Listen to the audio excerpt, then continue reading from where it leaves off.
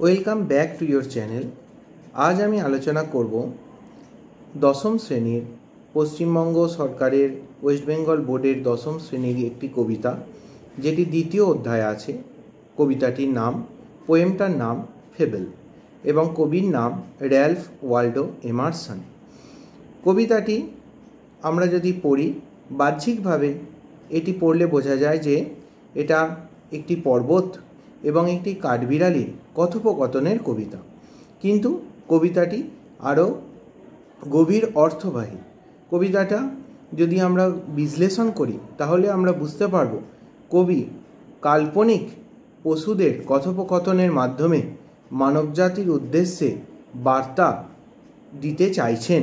অর্থাৎ কবিতাটি একটি নীতিগল্পমূলক কবিতা, যেখানে নানা রকম পশু প্রাণী বা কোনো নির্জীব বস্তুদের মাধ্যমে, নির্জীব বস্তুদের আড়ালে যেন তিনি মানব জাতির উদ্দেশ্যে কিছু বলতে চাইছেন, কিছু ইঙ্গিত দিতে চাইছেন। তো আজ আমি কবিতাটা আলোচনার সময় কবির সম্বন্ধে তোমাদের জানাবো। এছাড়া কবিতাটির প্রতিটা শব্দ, প্রতিটা বাক্য ভালোভাবে বুঝিয়ে ব্যাখ্যা করে দেবো এবং কবিতাটার কিছু গুরুত্বপূর্ণ প্রশ্ন এবং তার উত্তর আমি ব্যাখ্যা করে দেবো। তো চলো আমরা শুরু করি কবিতাটা শুরুর আগে আমরা জানব what is a fable. Fable সম্পর্কে আমরা ফেবেল কবিতা পড়ব, অথচ ফেবেল কাকে বলে সেটা জানবো না, তাহলে কবিতা পড়া অসম্পূর্ণ থেকে যায়। তো what is a fable? Fable কথাটার বাংলা হচ্ছে নীতি গল্প। তো নীতি গল্প বা ফেবেল কাকে বলে? A fable is a short story concerning irrational animals with a moral. মানে কি? নীতি কথা হলো অযৌক্তিক পশুদের নিয়ে বা কাল্পনিক কিছু পশু প্রাণীদের নিয়ে ছোট গল্প, সেটাকেই নীতি গল্প বলা হয়। অর্থাৎ এটা একটা নীতি কথা আমাদের দেয়, একটা মোরাল দেয়। তোমরা সবাই যেমন স্টোরির শেষে মোরাল লেখো, এই কবিতাটাও যেন আমাদের কবিতা পাঠের পর একটা কিছু নীতি শিক্ষা দেয়। এটা এক ধরনের অলঙ্কারও বলতে পারি। Fable is a kind of A figure of speech. এবং এই ফেবেল কবিতার মাধ্যমে আমরা ফেবেল কবিতায় দুটো চরিত্রকে পাবো। একটা হচ্ছে পর্বত এবং আর একটা হচ্ছে ছোট্ট কাঠবিড়ালি, এবং দুটোই খুব কন্ট্রাস্টিং ইমেজ ক্রিয়েট করছে। যদি কাঠবিড়ালিকে দেখো, সে আকারে খুব ছোট, এবং পর্বত বিশাল আকার। একটি পশু বা প্রাণী এবং একটি হচ্ছে নির্জীব একটা প্রাকৃতিক উপাদান। তো এই দুটো চরিত্রকেই কেন্দ্র করে গড়ে উঠছে কিন্তু এই ফেবেল কবিতাটা, এবং কবিতার শেষে আমরা নীতিগল্প পাচ্ছি। অর্থাৎ ফেবেল কাকে বলে? ফেবেল হলো একটি নীতিগল্প, যেটি আমাদের পশু প্রাণী বা নির্জীব বস্তুদের কথোপকথনের মাধ্যমে, তাদের চারিত্রিক চরিত্রকে চিত্রায়নের মাধ্যমে আমাদের কিছু নীতি শিক্ষা দেয়, তাকেই নীতিগল্প বলা হয়। এবং এই নীতিগল্পের কিছু বৈশিষ্ট্য আছে। বৈশিষ্ট্যগুলো কী কী সেটাও তোমাদের মনে রাখতে হবে। প্রথম বৈশিষ্ট্য হলো গল্পটি হতে হবে কাল্পনিক। এখানে কিন্তু বাস্তবের সাথে কোনো মিল নেই। দ্বিতীয় পয়েন্ট কি? Second point is that it is generally about irrational animals, অযৌক্তিক এবং অপ্রাসঙ্গিক কিছু পশু প্রাণীদের নিয়ে এই গল্প আলোচনা করে। এবং থার্ড পয়েন্ট কি বলতে পারি? গল্পটা একটা নীতি কথার যোগান দেয়। It provides a moral intended for mankind, মানব জাতির উদ্দেশ্যে কিছু বার্তা বহন করে, সেটাকেই বলা হয় ফেবেল। তো এক কথায় বলতে গেলে কি বলতে পারি? এই ফেবেল কবিতায় অযৌক্তিক পশুদের এমনভাবে সৃষ্টি করা হয়েছে যাতে তারা যেন মানুষের মতো কথা বলে, মানুষের মতো আচরণ করে, মানুষের মতো আবভাব করে, মানুষের মতো চালচলন তাদের, কিন্তু তারা একটা নীতি শিক্ষা দিতে চাইছে। কবি র্যালফ ওয়াল্ডো এমারসন ফেবেল কবিতায় পশু বা নির্জীব উপাদানের মাধ্যমে মানবজাতির উদ্দেশ্যে কিছু বার্তা প্রেরণ করতে চাইছেন। অর্থাৎ এটি হলো একটি রূপকধর্মী কবিতা। সেই রূপকের আড়ালে, একটা মোড়কের আড়ালে কবি যেন কিছু অন্তর্নিহিত অর্থ পাঠকদের তথা মানবজাতির উদ্দেশ্যে ব্যক্ত করতে চাইছেন। এবং কবিতাটা যখন আমরা পড়ব, আমরা বুঝতে পারব কবিতাটা শুধু কাঠবিড়ালি বা পর্বতের কথোপকথন নয়, এর আড়ালে লুকিয়ে আছে একটি মহান বার্তা, মানবজাতির উদ্দেশ্যে, জগতের উদ্দেশ্যে, সকলের উদ্দেশ্যে কবির একটা নীতি শিক্ষা, যেটা তিনি এই ফেবেল কবিতার মাধ্যমে দিতে চাইছেন। এবার আমরা একটু দেখে নেব র্যালফ ওয়ালডো এমারসন সম্পর্কে। তো র্যালফ ওয়ালডো এমারসন কে ছিলেন? তিনি ছিলেন একজন আমেরিকার কবি, এবং তার দার্শনিক ভাবনা বা কাব্যিক যে অভিজ্ঞতাবাদ, ফিলোসফিক্যাল যে আইডিয়াস, এগুলো খুবই, এবং তিনি খুব সুন্দর বক্তৃতা দিতে পারতেন। সেই বক্তৃতা, তার দার্শনিক চিন্তাভাবনা, সেগুলি মানুষকে মুগ্ধ করে দিত সকলকে। এবং তিনি জন্মেছিলেন কত সালে? তিনি জন্মেছিলেন 1803 খ্রিস্টাব্দে, বহু বছর আগে, 1803 খ্রিস্টাব্দে। এবং কত তারিখে? 25শে মে। কোথায়? আমেরিকা যুক্তরাষ্ট্রে, এবং জায়গাটার নাম ম্যাসাচুসেটসের বোস্টনে তার জন্ম হয়। এবং তিনি প্রথমে পড়াশোনা কোথায় করেন? প্রাথমিক শিক্ষার পরে তিনি হার্ভার্ড কলেজে পাশ্চাত্য দর্শনে স্নাতক হওয়ার সুযোগ পান, অর্থাৎ তিনি গ্র্যাজুয়েট হন হার্ভার্ড কলেজ থেকে। কিসে? ওয়েস্টার্ন ফিলোসফিতে। অর্থাৎ ওয়েস্টার্ন ফিলোসফি বা পশ্চিম যে দর্শন, পাশ্চাত্য যে দর্শন, সেই পাশ্চাত্য দর্শনে তিনি স্নাতক হন হার্ভার্ড কলেজ থেকে।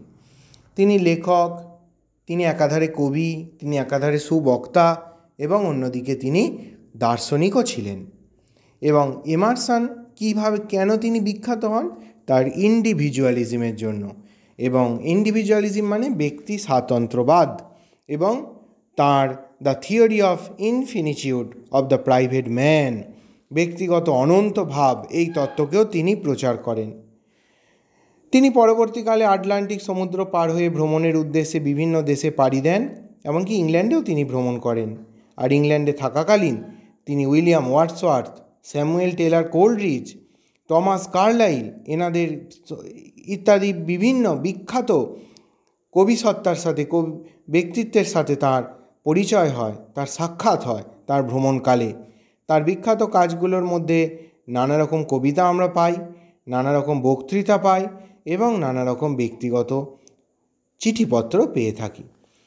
এবং তার কিছু বিখ্যাত কবিতা আছে যেগুলো আমি আলোচনা করব, যেমন the Concord hymn, over soul, the Rhodora, Brahma, Uriel.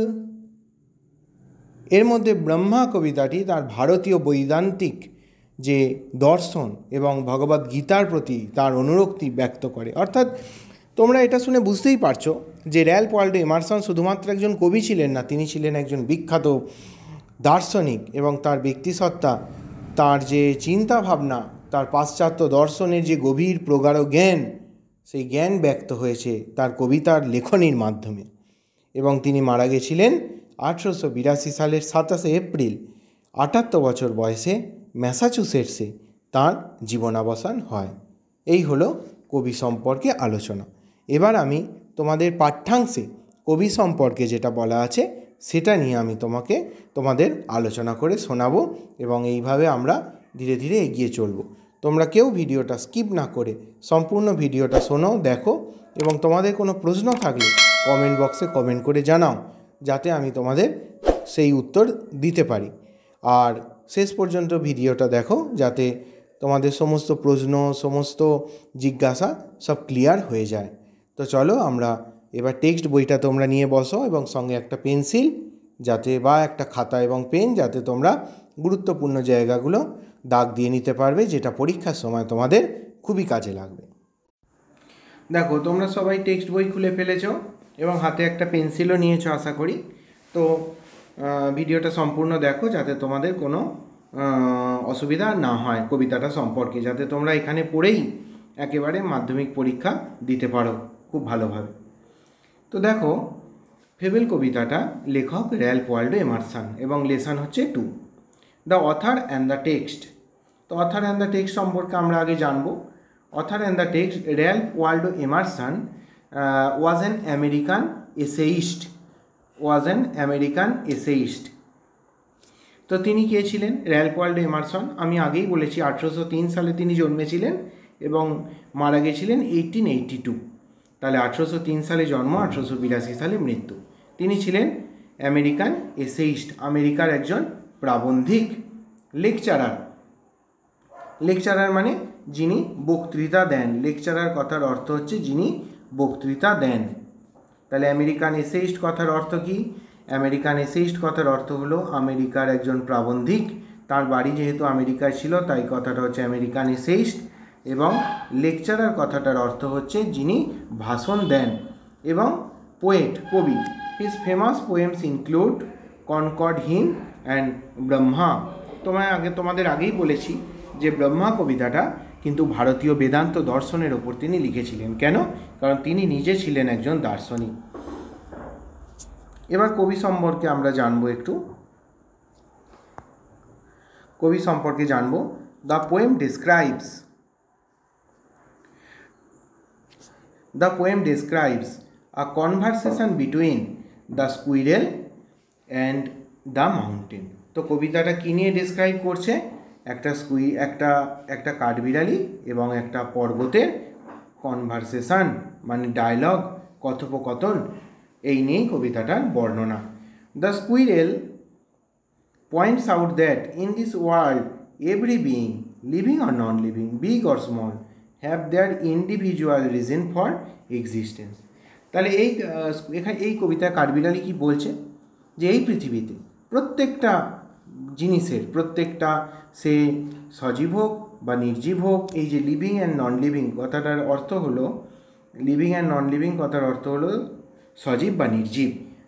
Big or small, বড় হোক বা ছোট, সে বড় হোক বা ছোট, সকলে have their individual reason for existence, সকলের স্বতন্ত্র অধিকার আছে তাদের অস্তিত্বের, তাদের সকলের পৃথিবীতে অস্তিত্বের একটা প্রয়োজন আছে, এটাই কবি ব্যক্ত করছেন।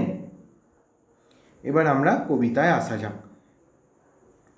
The mountain and the squirrel had a quarrel. তো মাউন্টেন অ্যান্ড স্কুইরেল, কাঠবিড়ালি এবং পাহাড়ের কী ছিল? ঝগড়া। And the former called the latter. এই ফর্মার আর ল্যাটার কথাটা মনে রেখে দাও। ফর্মার মানে হচ্ছে আগের জন, আর ল্যাটার মানে হচ্ছে পরের জন। যদি আমরা দুজন ব্যক্তিকে ধরি, ব্যক্তি এ এবং ব্যক্তি বি, এই ব্যক্তি এ কে আমরা বলতে পারবো, ব্যক্তি এ কে বলতে পারবো ফর্মার, আর বি কে বলবো ল্যাটার। তাহলে বুঝতে পারলে তোমাদের আশা করি আর সমস্যা হবে না। যদি দুজন ব্যক্তি হয়, যাকে আগে বলবো তাকে বলবো ফর্মার, এবং যার কথা পরে বলবো তাকে বলবো ল্যাটার। তাহলে এখানে ফর্মার আর ল্যাটারকে কাদের আমরা প্রথমে আর শেষে বলেছি? দেখো এখানে আমরা প্রথমে বলেছি মাউন্টেনকে, প্রথমে বলেছি স্কুইরেলকে দ্বিতীয় বলেছি। এটা 1, এটা 2, এটা এ, এটা বি। তাহলে এ কে আমরা বলতে পারি ফর্মার, আর বি কে বলতে পারি ল্যাটার। তাহলে মাউন্টেন বলছে ল্যাটারকে, পর্বত বলছে কাঠবিড়ালিকে। লিটিল প্রিগ, প্রিগ কথার অর্থ কি? প্রিগ কথার অর্থ যে নীতিবাগীশ, যে নীতিবাদ, যে নীতি কথা বলে, নিজের শ্রেষ্ঠত্ব সম্পর্কে বড় বড় কথা বলে, যে আমি ওই, আমি সেই, আমি ঠিক কাজ করি, আমি নিজে সঠিকভাবে চলি, সঠিক পথে চলি, তাকে বলা হয় প্রিগ। প্রিগ কথাটা মনে রেখে দাও। নীতিবাগীশ, someone who works on moral principle, যে সবসময় অনেস্ট ওয়েতে চলে, প্রিন্সিপাল, তার নিজস্ব নীতি আছে, তার নিজস্ব ডিসিপ্লিন আছে, তাকে বলা হয় প্রিগ। এই প্রিগ কথাটার মানে হচ্ছে সেটা। এবার চলো তারপরের লাইনের আলোচনায় যাই। Burn replied. Burn replied, burn কথার অর্থ কি? কাঠবিড়ালির আর একটা নাম হচ্ছে বার্ন। বার্ন কি উত্তর দিল তার বদলে? তাহলে মাউন্টেন ওকে বলল, কাঠবিড়ালিকে বলল যে তুমি নীতিবাগীশ। তার উত্তরে বার্ন কি বলল? তার উত্তরে বার্ন বলল, you are doubtless very big, তুমি নিঃসন্দেহে বিশাল বড়, but all sorts of things and weather. তাহলে তুমি এখানে কি? তুমি মানে হচ্ছে তুমি বা আপনি, তুমি যে তোমরা যেভাবে খুশি বলতে পারো, যে তুমি নিঃসন্দেহে বড়, but all sorts of things and weather must be taken in together. সমস্ত বিষয় এবং সমস্ত আবহাওয়া, সব কিছু জিনিস, সব কিছুর সঙ্গে আবহাওয়া নিয়ে তৈরি হয় কিন্তু একটা বছর, একটা বছর। টু মেক আপ আ ইয়ার, দেখো ভালো করে মন দিয়ে দেখো এখানটা, এই লাইনটা পুরোটা নিয়ে একটা সেন্টেন্স তৈরি হচ্ছে। অ্যান্ড আ স্ফিয়ার, অর্থাৎ একটা ফি বছর বা একটা গোলক তৈরি হয়। স্ফিয়ার মানে হচ্ছে একটা জায়গা, স্ফিয়ার মানে হচ্ছে একটা বিস্তৃত জায়গা, একটা ক্ষেত্র, একটা গোলক, একটা পৃথিবী গোলককে এখানে স্ফিয়ার বলা হচ্ছে। স্ফিয়ার কথার অর্থ আমি বলতে পারি গ্লোবাল আর্থ, গ্লোবাল আর্থ। তাহলে এখানে স্ফিয়ার কথার অর্থ হচ্ছে গ্লোবাল আর্থ। তাহলে আরেকবার বলে দিই, ভালো করে শুনে নাও। এই পুরো জায়গাটা নিয়ে একটা সম্পূর্ণ অর্থ তৈরি হচ্ছে। But all sorts of things and weather, সমস্ত বস্তু এবং আবহাওয়া সব কিছু নিয়েই, সব কিছুকে একত্রে নিতে হয়। টুগেদার কথার অর্থ একত্রে, একত্রে সব কিছুকে একত্রে নিতে হয়, তবেই টু মেক আপ এ ইয়ার, আমরা একটা ইয়ার তৈরি করতে পারি। এবং কি তৈরি হয়? অ্যান্ড দ্য স্ফিয়ার, একটা পৃথিবী গোলক তৈরি হয়। আশা করি বুঝতে পেরেছো। এটা কে বললো? এটা বললো বার্ন, এটা বললো কাঠবিড়ালি। And I think it no disgrace, এবং আমি এটা ডিসগ্রেস মনে করি না, এটা অপমান মনে করি না। ডিসগ্রেস কথার অর্থ হচ্ছে ডিসগ্রেস কথার অর্থ হচ্ছে অপমান, অপমান। ডিসগ্রেস কথার অর্থ হচ্ছে অপমান। তাহলে and I think it no disgrace to occupy my place. My place মানে কার প্লেস? মাই প্লেস মানে কাঠবিড়ালির প্লেস। মাই এখানে অর্থ হচ্ছে বার্ন বা স্কুইরেলের প্লেস। তাহলে আরেকবার বলে দিই যে সমস্ত বস্তু বা আবহাওয়াকে নিয়ে যেমন একটা বছর তৈরি হয়, একটা গোলক ক্ষেত্র তৈরি হয়, তেমন আমিও নিজে অপমানিত বোধ করি না আমার জায়গাকে নিয়ে, আমার জায়গাকে নিয়ে। If I am not so large as you, আমি যদি তোমার মতো লার্জ হতে না পারি, আমি যদি তোমার মতো অতটাও বড় না হতে পারি, you are not so small as I. কতটা কন্ট্রাস্টিং ইমেজ, একটা কতটা হাই কন্ট্রাস্টিং ইমেজ এখানে ক্রিয়েট করছেন র্যালফ ওয়ালডো এমারসন। আমি যদি তোমার মতো বড় না হতে পারি, তুমিও কিন্তু আমার মতো ছোট নয়। অর্থাৎ তার মানে কি, সকল এখানে দুটো ওয়ার্ড আছে দেখো, একটা হচ্ছে লার্জ, আর একটা হচ্ছে স্মল। এই দুটো ওয়ার্ডের কন্ট্রাস্ট ক্রিয়েট হয়েছে। তাহলে বলছে সকল নির্জীব বা সজীব বস্তুর, সে বড় হোক বা ছোট, সকলের বাঁচার অধিকার আছে এই পৃথিবীতে। And not half so spry, এবং স্প্রাই কথার অর্থ কি? স্প্রাই কথার অর্থ হচ্ছে প্রাণচঞ্চল, কর্মমুখর, ফুল অফ স্পিরিট। স্প্রাই কথার অর্থ হচ্ছে ফুল অফ স্পিরিট। স্পিরিট কথার অর্থ প্রাণচঞ্চল, প্রাণবন্ত, কর্মমুখর, ফুল অফ অ্যাক্টিভিটিসও বলতে পারো তোমরা সহজ ইংরাজিতে। তাহলে তুমিও আমার মতো প্রাণবন্ত নয়, তুমি তো স্থির, পর্বত তো স্থির থাকে, আমরা সকলে জানি। I will not deny you, এবং আমি অস্বীকার করতে পারি না তুমি কি তৈরি করতে পারো। ডিনাই কথার অর্থ হচ্ছে অস্বীকার করা। ডিনাই মানে হচ্ছে রিজেক্ট বা অস্বীকার করা। ডিনাইয়ের অপোজিট ওয়ার্ড কি? ডিনাইয়ের অপোজিট ওয়ার্ড হচ্ছে অ্যাকসেপ্ট। ডিনাই মানে রিজেক্ট, অপোজিট ওয়ার্ড অ্যালাউ বা অ্যাকসেপ্ট, দুটোই বলতে পারো। A very pretty squirrel track, তো তুমি কি তৈরি করতে পারো? প্রেটি, খুব সুন্দর, বিউটিফুল। প্রেটি কথার অর্থ স্কুইরেল ট্র্যাক, অর্থাৎ কাঠবিড়ালির রাস্তা তৈরি করে দিতে পারো। কারণ কি? পাহাড়ের ওপর দিয়েই তো কাঠবিড়ালি হেঁটে যায়, দৌড়ে বেড়ায়। তারপরে কি বলছে দেখো, talents differ and all is well and wisely put. Talents differ, অর্থাৎ সকলের কিন্তু ট্যালেন্ট ডিফার করে, অর্থাৎ সকলেরও কিন্তু যে কাজ, ট্যালেন্ট মানে দক্ষতা, এগুলো সকলের আলাদা আলাদা হয়, সকলের জ্ঞান বুদ্ধি আলাদা হয়। একটা ছেলের সাথে অন্য ছেলের বা একটা মেয়ের সাথে অন্য মেয়ের তার দক্ষতা আলাদা হয়, তার বুদ্ধি আলাদা হয়। সকল মানুষ, সকল জিনিসের বুদ্ধি আলাদা। All is well and wisely put, সকল জিনিস খুব সুন্দরভাবে বুদ্ধি, অল ইজ ওয়েল, সব কিছু ঠিক আছে, অ্যান্ড ওয়াইজলি পুট, বুদ্ধি করেই সাজানো আছে। এটা দার্শনিক কথা, ফিলোসফিক্যাল ট্রুথ এটা। এখানে তো তোমার র্যালফ ওয়ালডো এমারসন একটা ফিলোসফিক্যাল ট্রুথ রিভিল করলেন যে সব কিছু ঠিকঠাক আছে, সব কিছু সুন্দরভাবে বুদ্ধিমত্তার সাথে সাজানো আছে। If I can not carry forest on my back, যদি আমি আমার পিঠে না বহন করতে পারি ফরেস্ট বা জঙ্গল, আমি যেমন বহন করতে পারি না, neither you can you crack a nut. কী সুন্দর কন্ট্রাস্টিং ইমেজ। তুমিও কিন্তু আমার মতো বাদাম ভাঙতে পারো না, বা সুপারি নাট মানে এখানে সুপারিও বলতে পারো, সুপারি ভাঙতে পারো না। তাহলে আমি যদি ফরেস্ট না বহন করতে পারি, কারণ আমি খুবই ছোট প্রাণী, তুমিও কিন্তু নাট ভাঙতে পারো না বা সুপারি ভাঙতে পারো না। তাহলে কত সুন্দর একটা কন্ট্রাস্টিং ইমেজ দিয়ে র্যালফ ওয়ালডো এমারসন কি সুন্দর কবিতাটা লিখলেন ফেবেল। অর্থাৎ ফেবেল কবিতাটা আমরা পাচ্ছি দুটো, একটা সজীব এবং একটা নির্জীব বস্তুর কথোপকথন, কিন্তু সেটির মাধ্যমে তিনি যেন একটা দার্শনিক উপলব্ধি জনগণের উদ্দেশ্যে দিচ্ছেন। এবং সেই উপলব্ধি কি? সকল প্রাণী, এই যে তিনি বলেছেন যে লিভিং অর নন লিভিং, সকল প্রাণী, সকল নির্জীব বা সজীব বা নির্জীব, বিগ অর স্মল, ছোটো বা বড়ো, সকলের একটা ইন্ডিভিজুয়াল রিজন থাকে তাদের বেঁচে থাকার জন্য, সকলের একটা যুক্তি থাকে, সকলের একটা অস্তিত্বের জন্য নির্দিষ্ট কারণ থাকে এই পৃথিবীতে। কোনো কিছুই ভুলভাল নেই, কোনো কিছুই খারাপভাবে নেই, কোনো কিছুই বেনিয়মে নেই, সব কিছু সঠিক ঠিকঠাক নিয়মে আছে। তো এইভাবেই আমরা ফেবেল কবিতাটাকে দেখব এবং পড়ব। আশা করি তোমাদের বুঝতে আর অসুবিধা নেই, এবং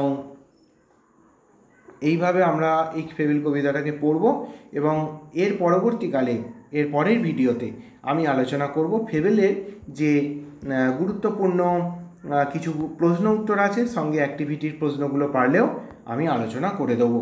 তো আজকে এই পর্যন্তই। তোমাদের যদি ভালো লাগে তোমরা বন্ধুদেরকে এই ভিডিওটা শেয়ার করে দিও, আর তোমরা কে কোথা থেকে দেখছো আমার ভিডিওটা সেটা কমেন্ট করে জানিও। ঠিক আছে, bye, thank you for watching.